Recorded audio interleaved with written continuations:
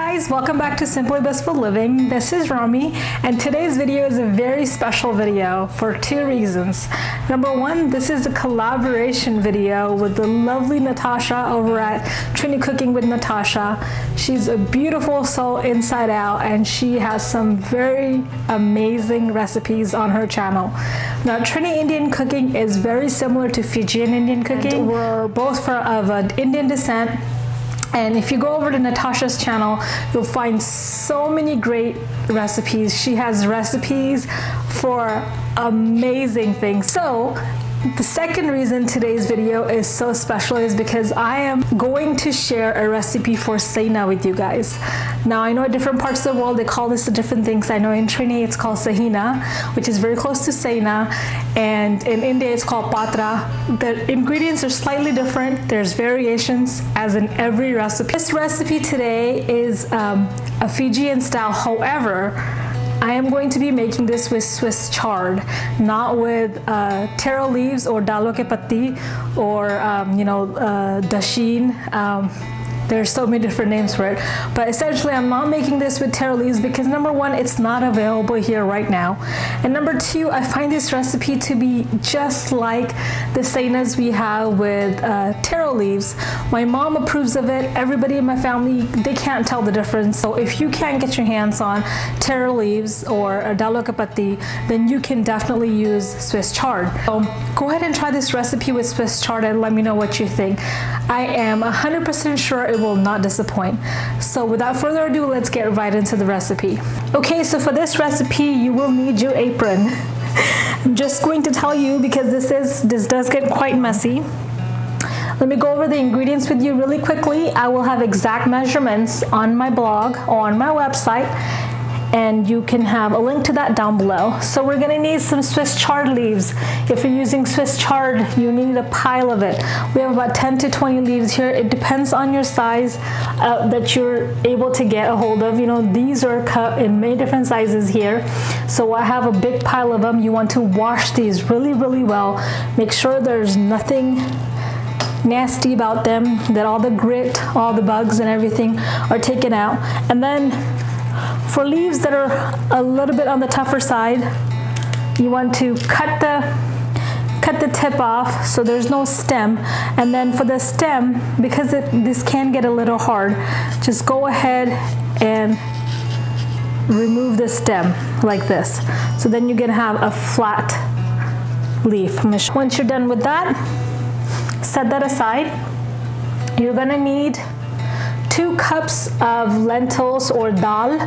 I have moong dal and split peas, which is chana dal or matar ke dal, or split peas, yellow split peas, and some mung beans, or with the skin removed. I soak these for 2 hours, and then we're gonna grind this. Along with that, we're gonna throw into the blender some garlic cloves. I have 5 gigantic cloves here. You probably want to use 10 normal size. An inch of garlic and some green peppers, or green chilies. If you have red chilies, that'll do as well. And then the spices we're gonna need is some cumin powder, freshly grinded cumin powder here. We're gonna need a little bit of masala. This is Fiji masala. You can use garam masala too. You're gonna need a pinch of turmeric, just a very little bit. You can actually leave this out if you don't want to use it. We're gonna use a souring agent. Here I'm using tamarind pulp. You can use lemon or lime juice if you don't have access to tamarind pulp. Salt to taste, and then we're also going to need some gram flour, which is besan. This is a cup of besan. Okay, let's get right into the procedure here. Okay, we're gonna start off by blending or grinding the split peas or the dal. I'm using a blender here. You can use a food processor or a grinder, mixer grinder, whichever you can get a fine paste out of. You may also need to add some water depending. And we're gonna add the garlic and the chilies in there as well, along with the ginger. I'm also going to add in half an onion here. This is optional. You don't have to, but I like the flavor of this. So if you want to add onions, you can. And then I'm gonna add about a teaspoon of salt to this. You can adjust the salt as we go. And I believe we are going to need some water for this, but let's go ahead and give this a try first and see if we need water.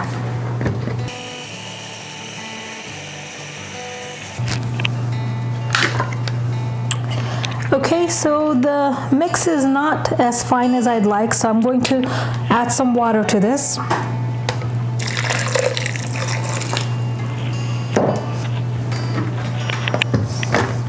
And grind it up again.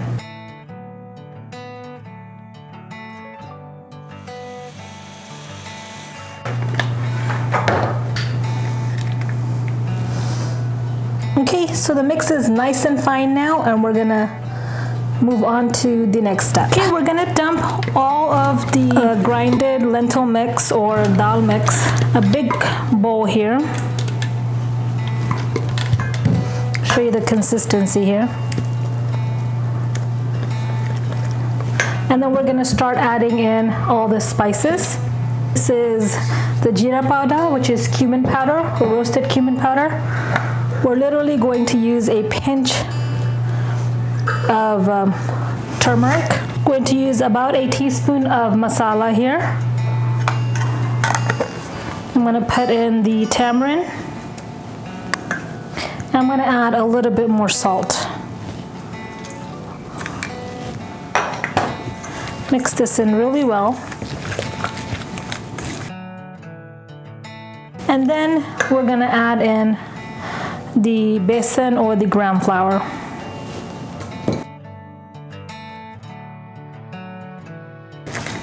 Okay, depending on how much water you add to the mixture when you're grinding, to the dal mix when you're grinding it, you may need to adjust your besan, give or take. This seems like it's a good mix. You want to make sure that it's a sticky mix because this is going to be the layer that's going to be on top. I'm going to go in with my hands now and mix this in, make sure there's no lumps.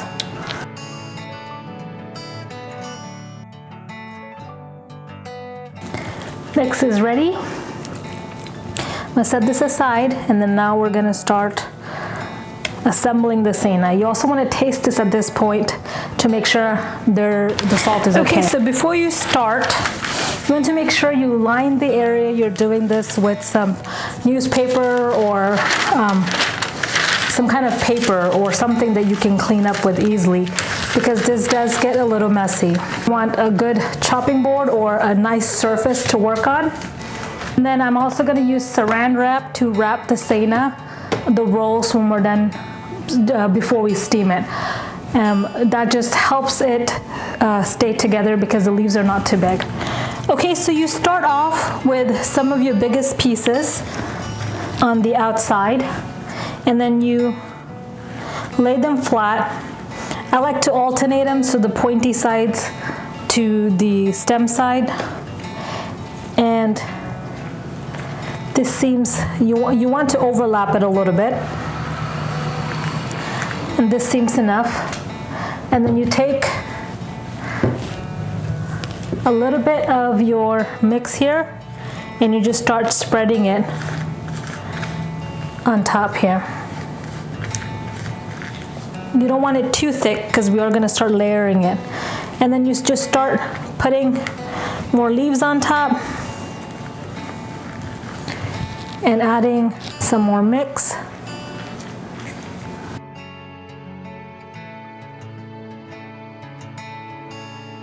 You continue the same steps until you reach a thickness that you like. So right now I'm on my third layer. You want to make sure that you spread the lentil mix or the besan mix really nicely in between, because like I said, this is the glue and this is the flavor. If you're doing more than one roll, you want to reserve some of the bigger leaves for the outside of those rolls. So then on the inside, you can start putting in the smaller leaves.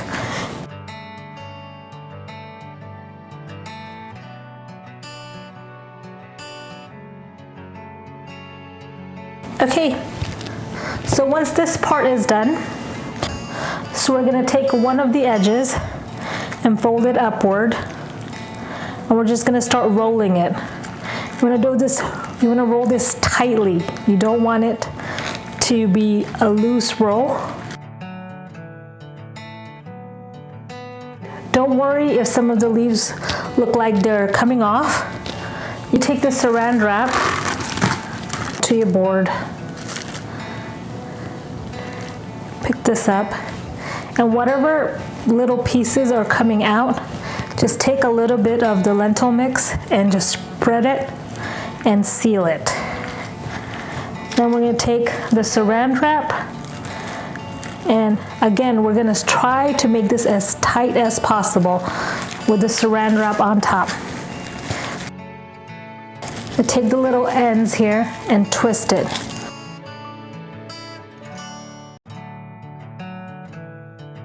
We're going to set this aside, and I'm going to do another roll.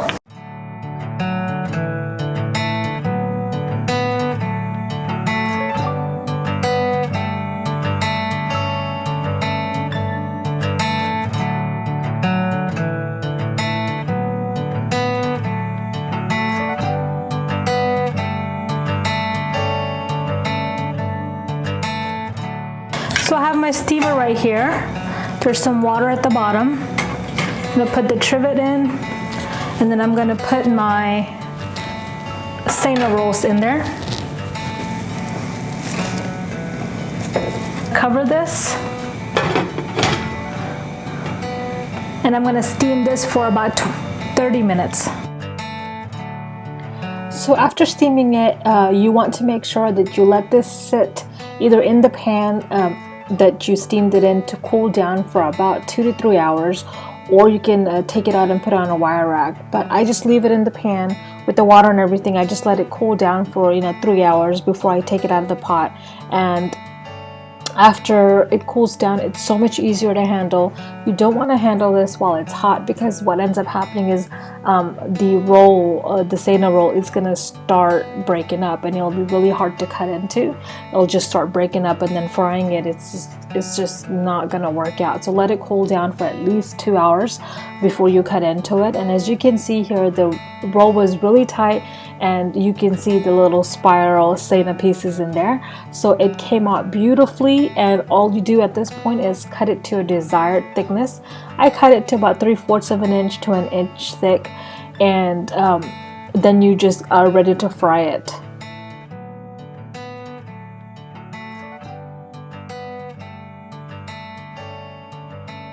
To deep fry the Sainas, you're going to take about a couple of inches of oil in any pan, and I'm using grapeseed oil here, and we're going to heat it up to on high heat, and then lower the heat to medium high when you put in the Sainas, and you just drop in the rolls, and then just deep fry them for about 3 to 4 minutes on each side. You can also shallow fry them if you don't want to use as much oil. It's essentially the same process. You just leave it on there for on each side about 3 minutes, and after 3 minutes you'll see like a golden brown color. You just flip it once and then let it cook on the other side. So about approximately 5 to 6 minutes, they'll be done. You want to keep in mind that these are already fully cooked, so you can pretty much make them as brown or as light brown as you want. It's a personal preference. The steaming process has cooked this all the way, so you're just getting it a little crispy on the outside at this point. And you're going to take all the Sainas and just fry them in little batches like this, and once they're all fried, they're ready to serve. They're best served warm. They're also great at room temperature, but we typically serve them right out of the oil, and everybody enjoys them with some hot tea and some imli chutney or tamarind chutney. So here are the finished Sainas, and they are absolutely delicious and to die for. Do me a favor and try these out with Swiss chard, and you will not be disappointed. That is my promise to you. It tastes just like the Saina that you make with taro leaves or dalo bhaji. It is amazing. So give this recipe a try, and let me know down below what you think of it. If you like this video, don't forget to give it a thumbs up. And do not forget to check out Natasha's version of this recipe. So please go ahead and check out her video. Links will be down below and in iCards.